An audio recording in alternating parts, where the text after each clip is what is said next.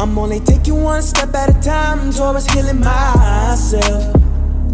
I had to get out, I found a way out. No more living in pain or misery. It's all about protecting my energy. Keep the negative away from me, because I am just keeping my peace. Cut off everything that no longer was serving me, and I chose to start loving myself.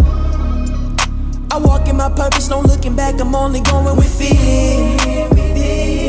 B.O. standing there, a better version of me. I must say that I'm proud of me. It's not about how you feel, I'm living proof that God is real. So let me show you how to heal. Damn it, I'm wearing it well, cause I came a long way. My journey isn't yet complete, that's what it look like to heal. Damn it, I'm wearing it well, I'm proud of myself. It's nothing to it, you can do it, all you gotta do is just fight through it. Creative soul, creative soul, creative soul. Just fight through it. Creative soul, creative soul, creative soul, creative soul, yeah, yeah.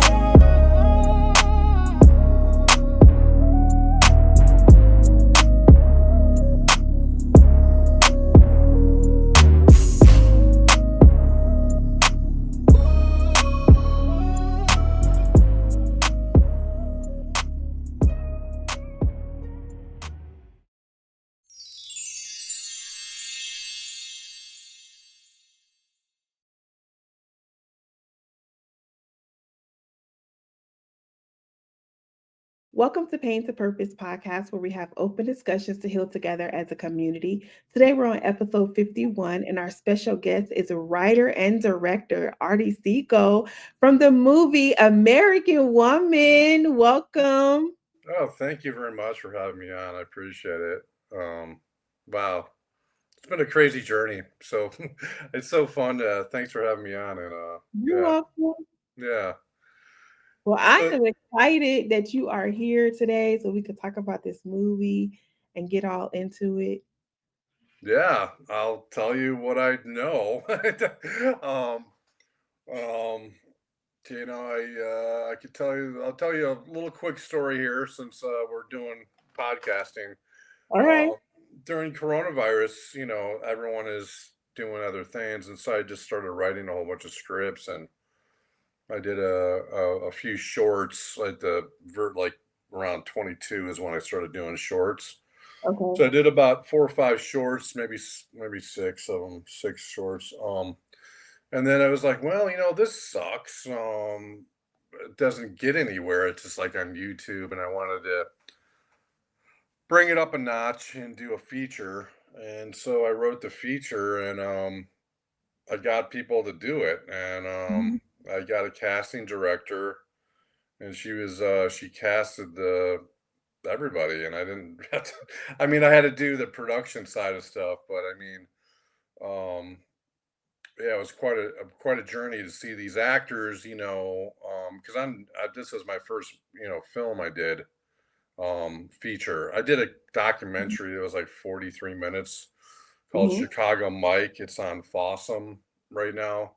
Okay. It's about that was easy because I just had the camera and I was going around. This one was planned out, and we had certain stuff we had to cover. Um, and it was a lot of fun, and there was a point where we're shooting at this bar. There's a bar scene, and I was just Mhm. watching these actors. I couldn't believe that I was directing this thing. These actors were so. I mean, the performances were I thought were really good. Yeah, and we shot this movie like basically free. It was like we shot it for like I think it was $1,600. Really? That's it? Yeah, yeah. That was actually just hardcore cash. We got all the locations free. Okay. We're on Amazon right now, but what I'm trying to do is no one got paid. And that's where, that's where that's the most expensive thing about a Okay. production is like paying everybody, obviously. So we're trying to, break even and get everybody paid on the Okay. back end type of thing. Okay. So that's why we're trying to do the promotional stuff, so um yeah, yeah. Okay. I kind of ran out of my It's okay. momentum there. You're good. Yeah. You're good because I got questions. I got my notes over here. Okay. So, okay. So you said you were you're advertising, doing the promotion so that people can get paid on the back end. So is that like after the movie has come out? Yeah, How so many people really watch it? on these low budget, pretty much anything like $500,000 and below, you go to it like kind of a different distributor network. It's Okay. Got it. our distributor's called Indie Rights. And so we do have a distributor, and they got us on Amazon Prime right now. And so we're just trying to. They told us to do. They kind of tell you to do stuff because they don't cover the marketing because they don't take a lot of percentage, and a lot of these indie films, super indie, these super low budgets. There's Okay. not like a budget for marketing, so we have to just go on social media and stuff like that. So yeah. So it was kind of a shocker because I submitted it to the distributor, and literally a week later, they said they want the film, and then Wow. it took me 2 weeks to get. It's called deliverables, where you have to get certain cue sheets for. It's just a lot of technical stuff. And you have to Okay. have a certain kind of um, render of the movie and all this technical stuff, and it took me like 2 weeks to get the other, and then like they had it for like 8 days, and they got us up on Prime, and I wasn't ready for it. Now it's like the marathon, trying to keep up, with the marketing thing. So anyway, yeah. Okay. So give us some information about this movie. Is it intense? What should we be looking for? So it's oh god, not the dogs. Sorry about that. Okay. Um, yeah. So kind of the information is on Prime, and it's about just Tell us about this film. so it's a classic crazy lady story where um I, she's has a mental illness, and she kind of loses it. Her family gets killed in a car accident. That's kind of Where it starts. implied. And then she starts encounters the mob, and then the mob tries to get her, and then she kind of gets them. It's basically a shooting up type of movie, a lot of guns and stuff. And so she goes around and has fights and shootouts with the mob. Yeah, because she's just lost her mind. Yeah.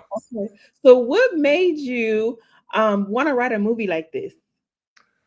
What happened was I knew this actor. She wanted to do a movie, and this was like all by accident. And I was like, oh, I'm gonna write kind of a crazy lady movie type of thing.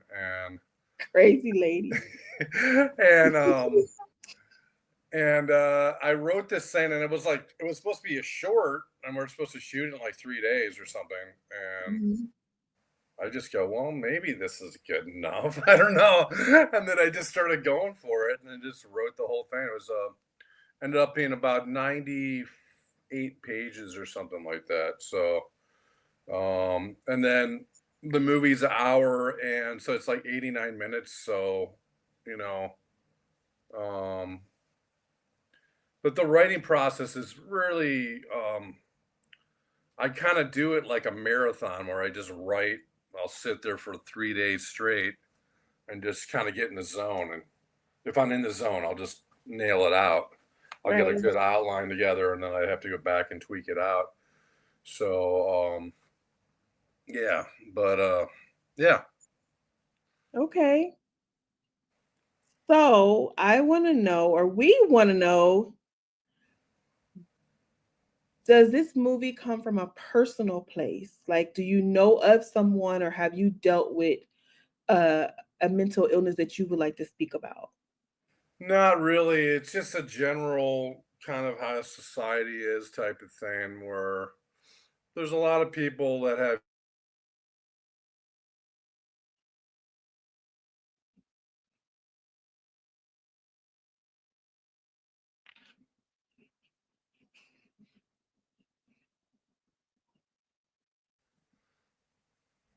So, can you talk about the casting process for this movie?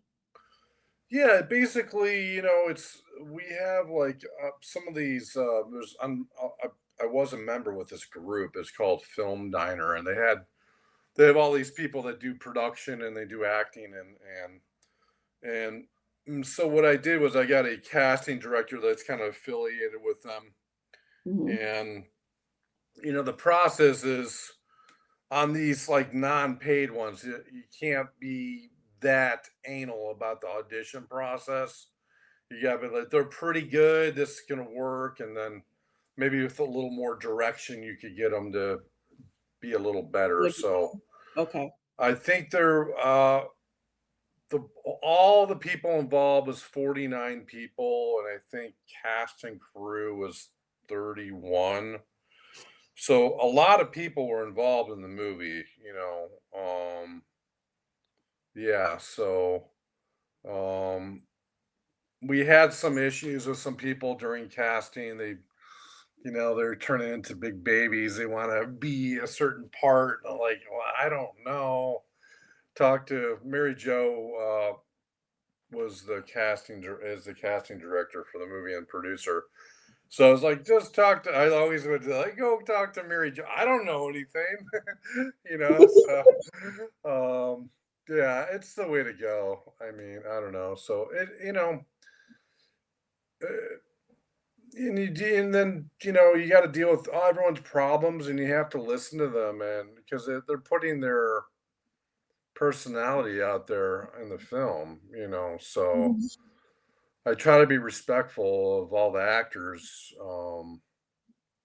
but it's definitely a juggling act. Just with scheduling, it was insane. It was like, So, okay, is that the most challenging part of which one? directing?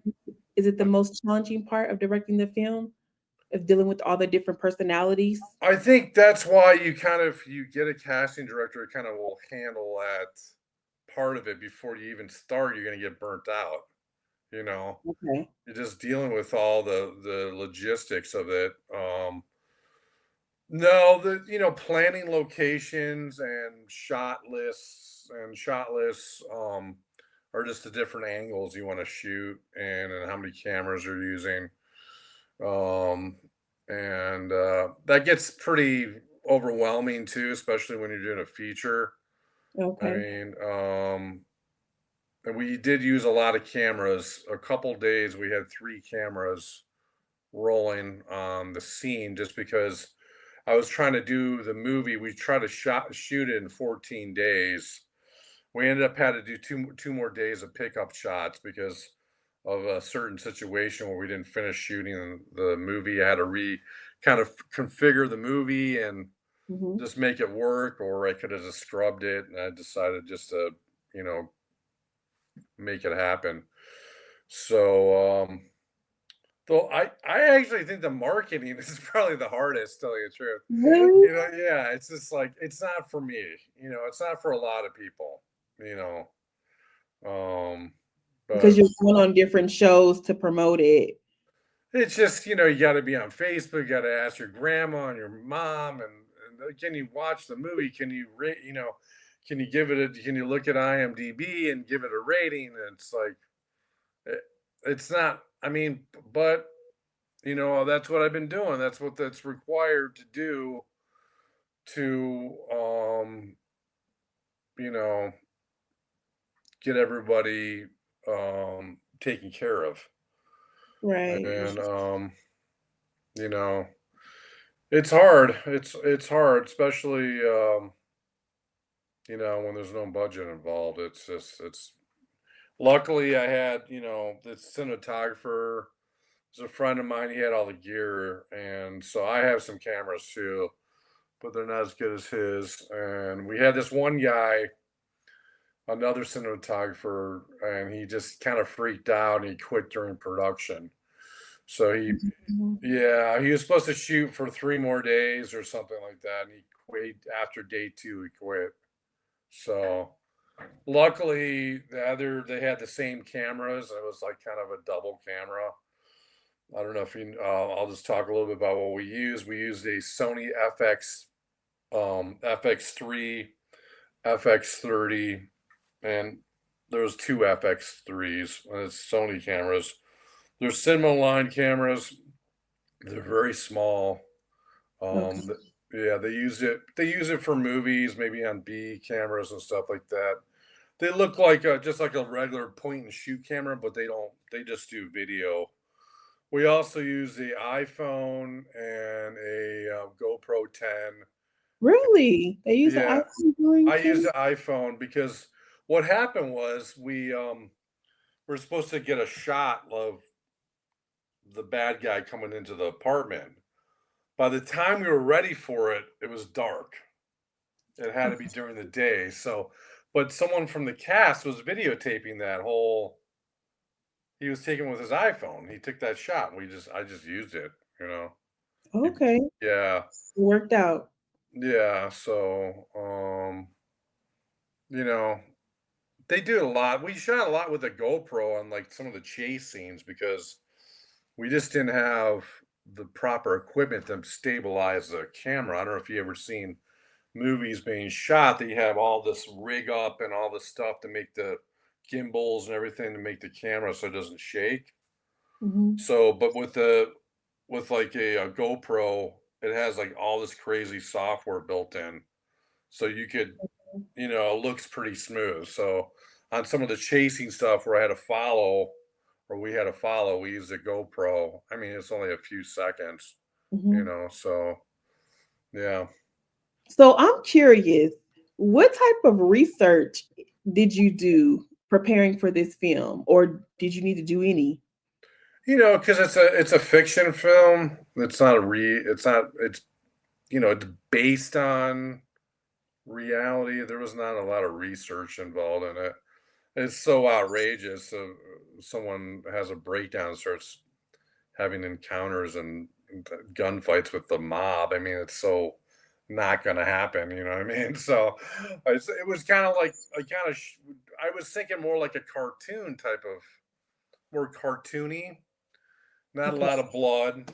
Like, "Oh, I got shot," and there's no blood there, more kinda So I used very little blood because I didn't want a lot of squirts and all that crazy crap, Mhm. Plus, it takes a lot of time to set up the rigs and everything to do, that sort of thing. Um, and I was originally gonna use, they're called blank guns, and they do shoot, and they look just like a real gun, and they use them for like races and props too. But that was one thing I really wanted to use, these blank guns, but then it was like anyway, I got these really awesome guns off Amazon that they move when you shoot it. So on the Mhm. close-ups you could see it moving. They're plastic and everything. So completely safe. No one had to worry on set about these other kind of guns that look, I mean, they look like real guns. Yeah. So I wanted the gunfire, um, but the one I had was like it would eject a shell, like a plastic one. So on Mhm. the close-ups, it looked great. Um, I thought it looked pretty good in the close-ups. So yeah. Okay. So what are you most proud of about this movie? Just getting it done because they say like just getting I mean, you don't know how many films like they go in production, they do it, and they just don't ever release it. It happens all the time. No. Yeah. And because I had all these people, like, because I'm like the leader of the movie, I wanted to make sure this film, because all the hard work they put into it, I want to make sure it got out there for them so they Yeah. get, so, um, yeah. But just getting it done. I mean, it took me 5 months to edit it. I edited it myself. So, Really? yeah, it was 5 months, like full time. Like that's all I did for 5 months. I get up, would edit for 10 hours or something like that. I took a couple little breaks. I took a couple of weeks off here and there because you Mhm. just start, and then I kind of I just started getting burnt out on the edit because you watch the same thing. Probably when you edit your show, you know what I mean. You watch and I just kind of got burnt out on it. And then I asked the cast and crew, so we started doing some screenings so they can make notes for me because I knew something was wrong. I just wanted some feedback to try to make it a little bit better. You know what I mean? So, Mhm. um, I feel like it came out pretty good. It never comes out exactly how you wanted it. I mean, really, honestly, like how I envision the movie, it's not that. It's a different thing. So, Now, is this your first time? Like, how many movies have you directed? yeah, I done a lot of shorts. I just did one But over the weekend. Shorts are, they're primary they usually do them for like film festivals, but this is my first feature. but a actual movie, this is your first Yeah, first with a one. movie. Yeah. Okay, okay. I'm trying to get this other script done. I'm planning to shoot another feature and I think this system works where you just don't pay anybody and like you just see what happens and I mean the cinematographer I already pitched him idea. He's all into this new one, so he's already scouting locations for it. I don't even have the script on it. I just have like a synopsis for it. So Okay. yeah. So what are you hoping the audience take away from this? Of course, go watch the movie. I just it's a piece of entertainment. I mean, basically you know, it's a real visual piece of entertainment. It's good for like parties and uh casual watching. Maybe you're doing something else and you're kind of watching this. Um it's kind of, it's a very visual movie and a lot of people enjoyed it, but of course you get some other people that don't like it, so what are you going to do? I think Uh, that's in everything that goes on in the world. Every movie, every TV show, there's always going to be somebody that like it and somebody that dislikes it. So yeah, I mean, what are you going to do? I mean, but yeah, so it's out now on Amazon Prime. Um, and it does cost money to buy. You have to either rent it or buy it. I think the lowest is 199 okay, to rent it. I think it's $10 to or 9.99 to buy it. okay, And then I think if you go with the like higher def, it's like 2.99. So I think the lower quality is 1.99 or something like that. okay. Well, we're definitely going to go over to Amazon Prime and purchase it so we can watch it. That'd be awesome. That'd We be definitely awesome. want to see it. Yes, we will do that. I hope you like it. Yes, I'm sure we will. Is there anything else that you would like to tell our audience before we close out? Yeah, one thing that's important, I guess, according to the distributors, the reviews. If you guys do watch it, if you could leave a review Okay. either on Amazon or IMDb would like really help because I guess if we get some reviews and Amazon will pump us up to the main catalog where all All the other right. movies are. Yeah, we can party with all the other movies on there. So, yeah. All right. So thank you for coming on. We really appreciate it. We can't wait to see this movie. And for our audience, please make sure you subscribe. Subscribing is free. Like the video, comment on the video, and share the video to your family and friends. And let's help push this movie out. Run on over to Amazon Prime and get the movie so that we can all discuss this later.